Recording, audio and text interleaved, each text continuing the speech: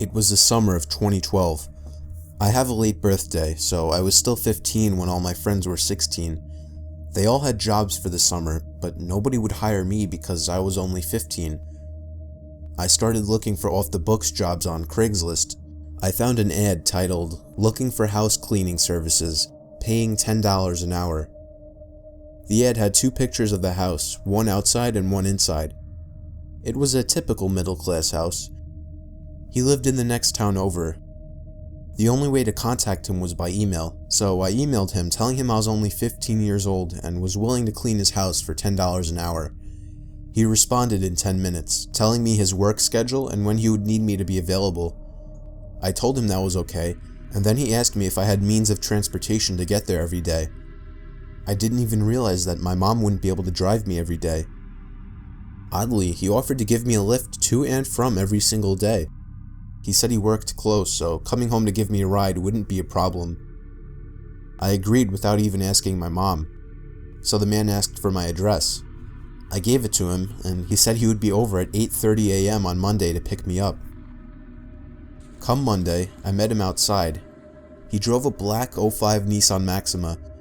He himself had a black beard and a Mets hat on.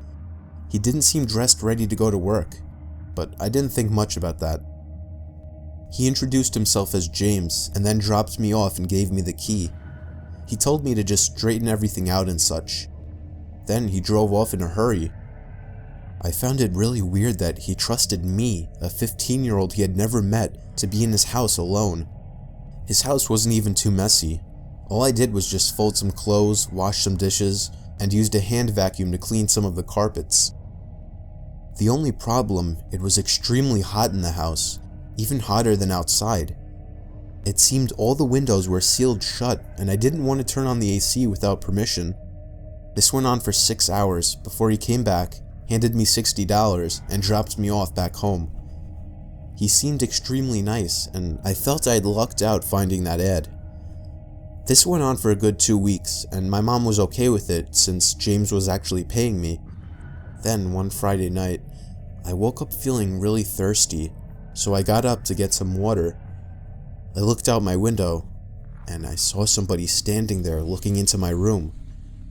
I screamed, and my parents came running over, but the person outside took off before they got there. The next time I went in, it was at least 100 degrees outside. I asked James if I could turn on the AC, but he said it was broken. He told me to just take off my clothes if I got hot. I laughed, thinking he was joking, but he was serious. I felt really uncomfortable after that. He dropped me off, and I did the same work that I had been doing. It was at least 105 degrees in the house. I had to work shirtless and constantly go outside where it was just a little cooler. The day dragged on, but I just barely made it through. The next day, on the way to his house, James told me that he had the day off from work. He told me he would just help me out. I was not happy to hear this. I would rather just be alone in the house. He seemed to slowly follow me into whatever room I went to clean. I eventually had to go to the bathroom, so I ran upstairs and made sure he wasn't following me. But in the bathroom, I made a shocking discovery. Up in the corner of the room, I found a small camera pointing from out of the wall, just barely visible. I scanned the room for more, and sure enough, there was one in the bottom corner as well. I started searching the whole bathroom for more cameras. I checked under the sink, but what I found was much worse. There were 2 huge stacks of VHS tapes, each one with a sticky note attached with someone's name on it. The one on the top was my name. I almost threw up then and there. I had to find a way to get home safely. James then knocked on the door, asking if I was alright. I said I wasn't feeling good, and asked if he could drive me home. He said okay. I stepped outside, and he told me he had to go as well, so he stepped into the bathroom. For the first half of the car ride, he didn't say anything to me, and the road he was taking me on wasn't familiar. In fact, I noticed that the direction we were heading in was the complete opposite of my house. Where are we going?" I asked. He looked at me and said, "What were you doing in the bathroom?" I started to panic. I didn't answer. So he asked again in a much angrier voice. We were stopped at a traffic light, so I took that opportunity to unlock the door and escape the car. I ran away from sight before calling my mom, crying into the phone, telling her to pick me up. She came over as soon as possible. She immediately reported James, and the police found the tapes under his sink. Some of the tapes contained much worse things than kids just cleaning the house. The scariest thing, some of the kids seen in the tapes are still missing to this day. He was arrested and tried for child pornography, kidnapping, and some other charges. I'm happy I jumped out of that car, because I don't know where he was taking me.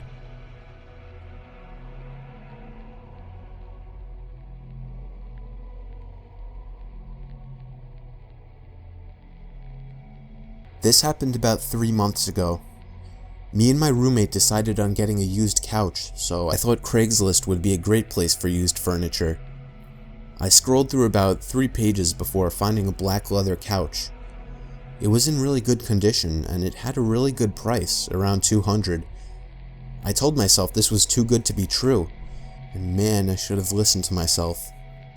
We arranged a price, and the guy told me to meet him at his place over email. My roommate was out working overtime, so I had to go alone. The address was a little ways out of town. The house was surrounded by trees. You had to go through the drive-thru to be able to see it. I got out of my car and knocked on the door. This house was different. It was small and wooden, and it looked pretty eerie. When I knocked the 3rd time, I heard creaks on the wood floor coming from inside. Anyone could tell it was footsteps, but it sounded like they were tiptoeing. Then, I heard a faint, muffled voice through the door. Hey, are you the couch guy? But they sounded pretty rushed. So I responded, yes I am. He said back, okay, come around back, the couch is there. I felt a little weirded out by it, but I brushed it off. When I came around back, I saw something that I won't forget.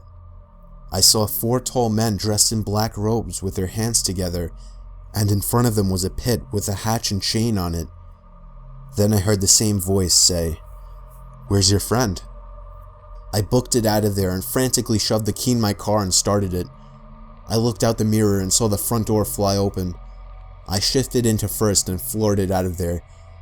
The thing that makes me uneasy to this day is that in the emails, I never told him I had a roommate.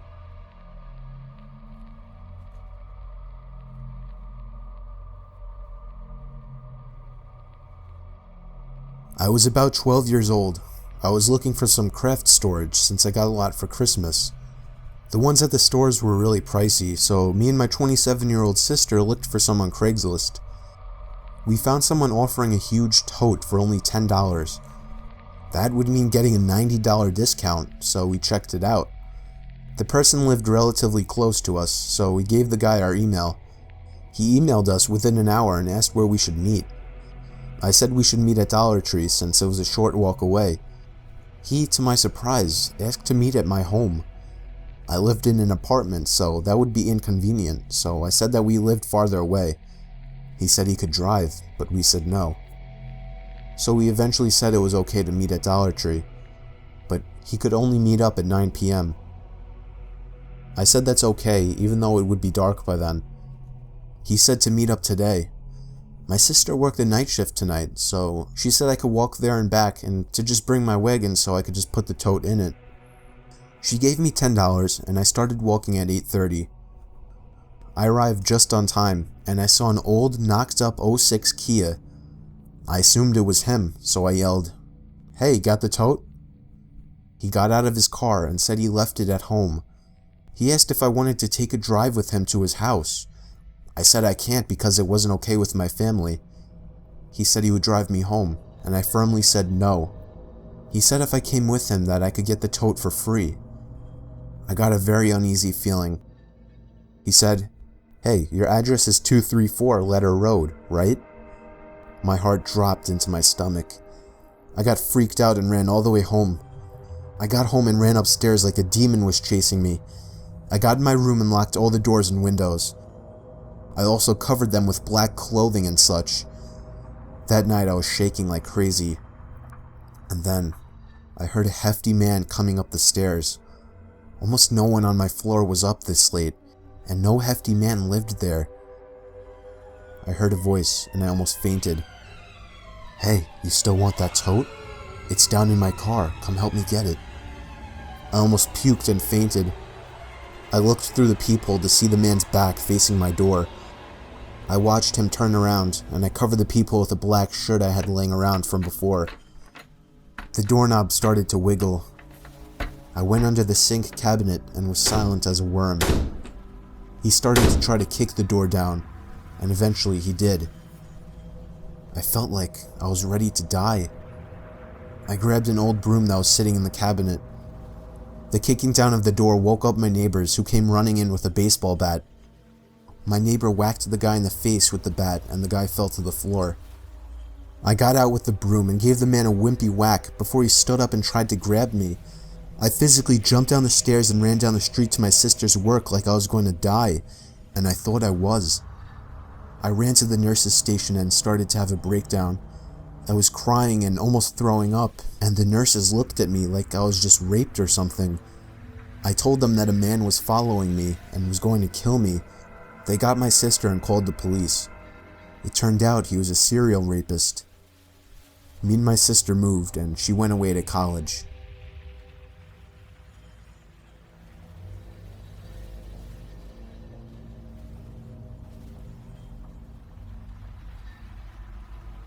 When you decide to use Craigslist, make sure you deal local, and if something seems too good to be true, it usually is.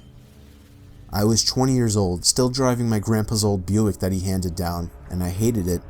I wanted to drive something cooler and something more age appropriate. Well, I was making decent money, and I wanted to buy a Mustang, so I started searching Craigslist. And within a week, I found something that seemed unbelievable. A 2013 blue Mustang GT convertible, manual transmission, no accident history, with only 32,000 miles, and the shockingly low price of $16,000.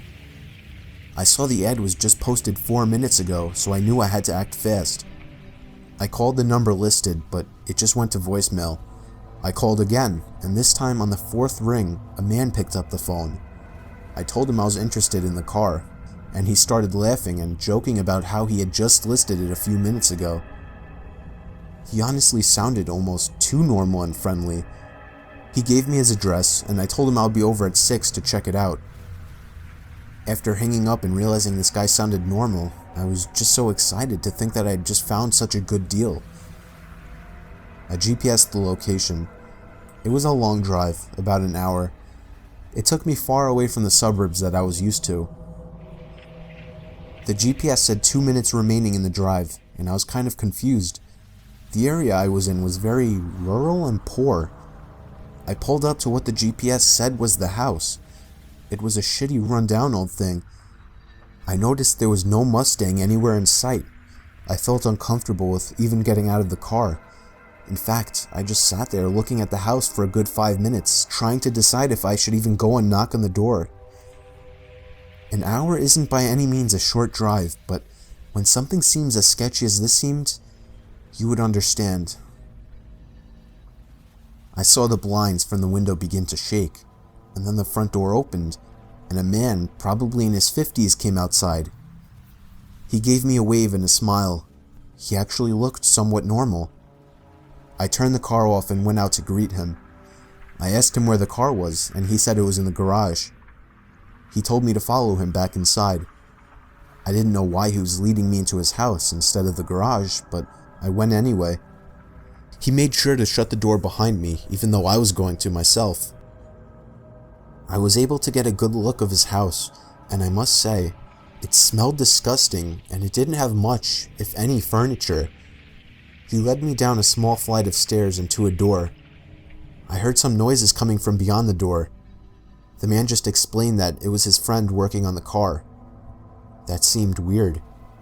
I also began to hear creaking coming from upstairs, as if someone was walking around. He looked up and said that must be his wife. I found it weird that he had to explain these noises. I wouldn't have thought it was weird otherwise.